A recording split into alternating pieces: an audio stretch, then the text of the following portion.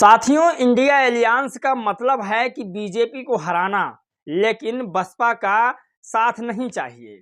क्या लगता है आपको कि बिना बसपा और बिना चंद्रशेखर रावण के इंडिया एलियांस जीत पाएगा बीजेपी से? बिल्ली के गले में घंटी कौन बांधेगा? ये सब लोग चाहते हैं कि घंटी बंध जाए, लेकिन बांधेगा कौन? बीजेपी को हराएगा कौन? बीजेपी को हराना भी है और बसपा से गठबंधन भी नहीं करना है। वो तमाम आज की खबर है जिस पर बातचीत करना है और बहुत ज़रूरी है वो खबर आप लोगों को भी सुनना, इस वीडियो को भी शेयर करना ताकि सब तक यह खबर पहुंच जाए। चलिए आज की वीडियो हम शुरू करते हैं। नमस्कार दोस्तों, मैं हूं पराग और आप देख रहे हैं देसी पीएसबी ब्लॉग। आज की वो तमाम खबरें जो लगातार वायरल है, सोचिए आप कल्पना नहीं कर सकते जिस तरह से पूरे देश में बेरोजगारी बढ़ती जा रही है। एक ऐसा समय आ चुका है कि कुछ आदमी करने को राजी है, चाहे कुछ भी काम क्यों ना मिल जाए। बेरोजगारी का आलम यह है, अच्छे खासे पढ़े लिखे युवा बेरोजगार घूम रहे हैं। आप कल्पना नहीं कर सकते कि यूपी में 17 और 18 को बोर्ड एग्जाम हुआ था। यूपीपी का, उत्तर प्रदेश पुलिस कांस्टेबल का एग्जाम हुआ था, जिसमें 50 लाख से ज़्यादा लोगों ने अपने एग्जाम को सफलतापूर्वक दिया था और अच्छे से निपट भी गया था। लेकिन शाम को 7 बजे खबर आती है कि यूपीपी यानी उत्तर प्रदेश पुलिस कांस्टेबल का जो फॉर्म था, 18 तारीख का सेकंड वाला फॉर्म, वो लीक हो गया। सोचिए कितनी शर्मनाक की बात है। पेपर लीक हो जाते हैं, जो भर्तियां होती है सुप्रीम कोर्ट तक पहुंच जाती है। क्या मामला है आखिर? किस तरह से सरकार चल सकती है? फिर मैं कह रहा हूं कि वो तमाम खबर है जो बहुजन समाज की, उसे मैं बताने की कोशिश कर रहा हूं। बहुजन समाज को सुनना भी चाहिए वो सारी खबरें।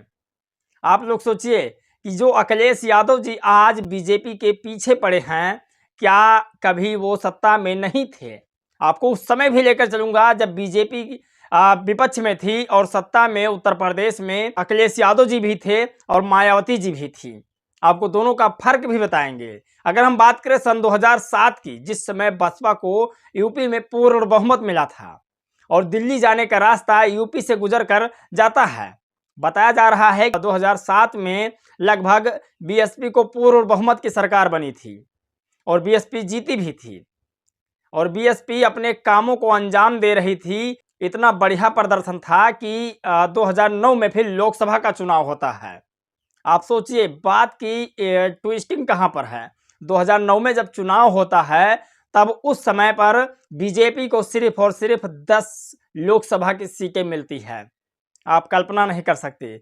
आपको ये बता दें कि जो प्रेजेंट टाइम की यूपी की सरकार थी, यानी बीएसपी की सरकार, उसके कार्यकाल में बीजेपी को सिर्फ और सिर्फ 10 सीटें मिलती है। इसका मतलब ये होता है कि बीएसपी का प्रदर्शन अच्छा था उस समय। बीएसपी जब 2012 में हार जाती है चुनाव और उसके बाद अखिलेश यादव जी चुनाव जीतते हैं, आप इस पर ध्यान जरूर दीजिएगा। जब 2012 में अखिलेश यादव जी चुनाव जीतते हैं और फिर जब 2014 में लोकसभा का चुनाव होता है, तब यूपी का जो रास्ता है वो दिल्ली तक है और यहां से बीजेपी जीतकर दिल्ली तक पहुंच जाती है। 2014 में बीजेपी को पूर्ण बहुमत की सरकार मिल जाती है। सोचिए कैसा प्रदर्शन है 2012 से 2014 तक का। 2 सालों का ये प्रदर्शन रोक नहीं पाते हैं अखिलेश यादव।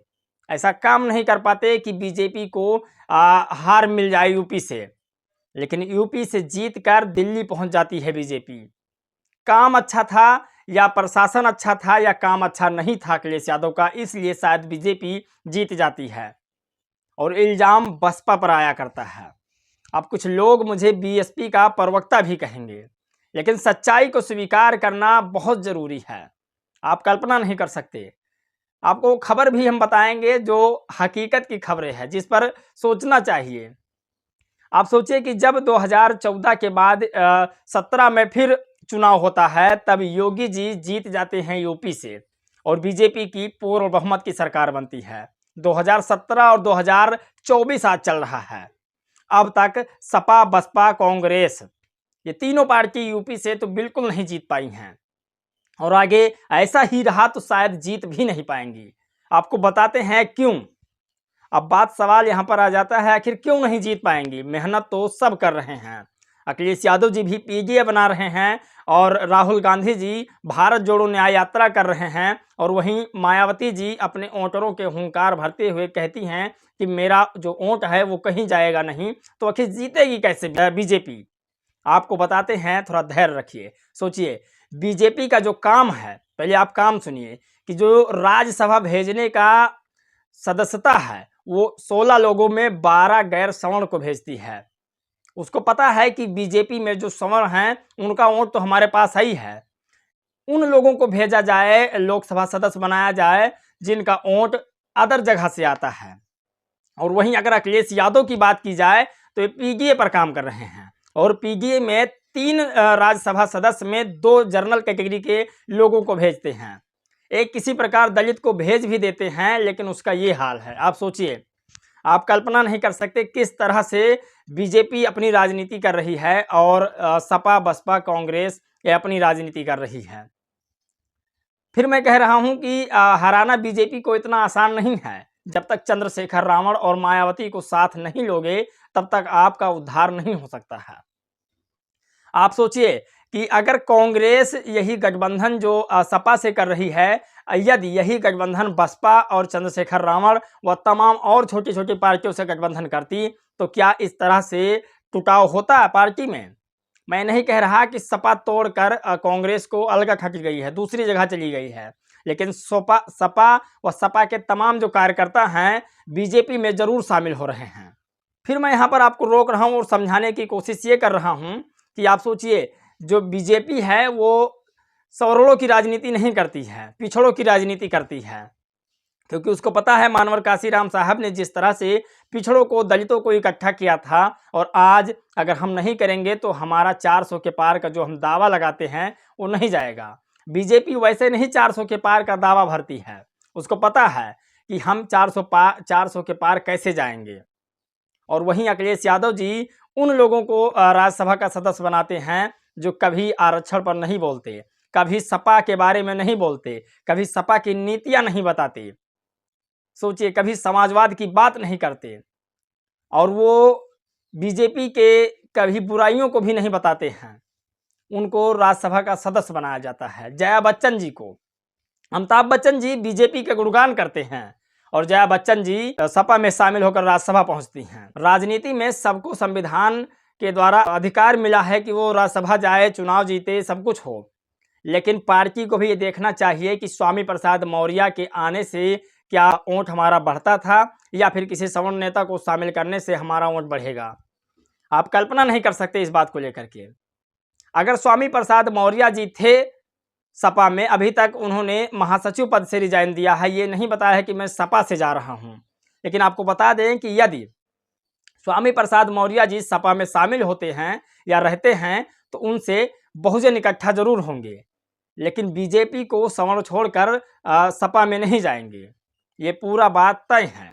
पीडीए का मतलब तो तब होता कि जब बराबर की हकदारी सपा में मिलती सबको।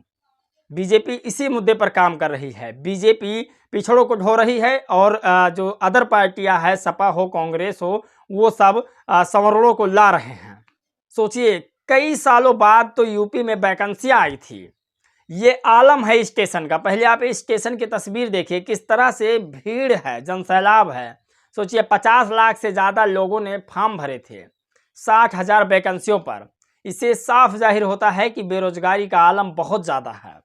लेकिन अगर 17 तारीख की बात की जाए तो ठीक थी, लेकिन 18 तारीख के जो सेकंड वाला पेपर था वो लीक हो गया है। दावा किया जाता है, यक्स पर भी दावा किया गया है कि पेपर और आंसर की लीक हुई है। बाकी आप लोग की क्या राय है, क्या प्रतिक्रिया है, ये जानना बहुत ज़रूरी है।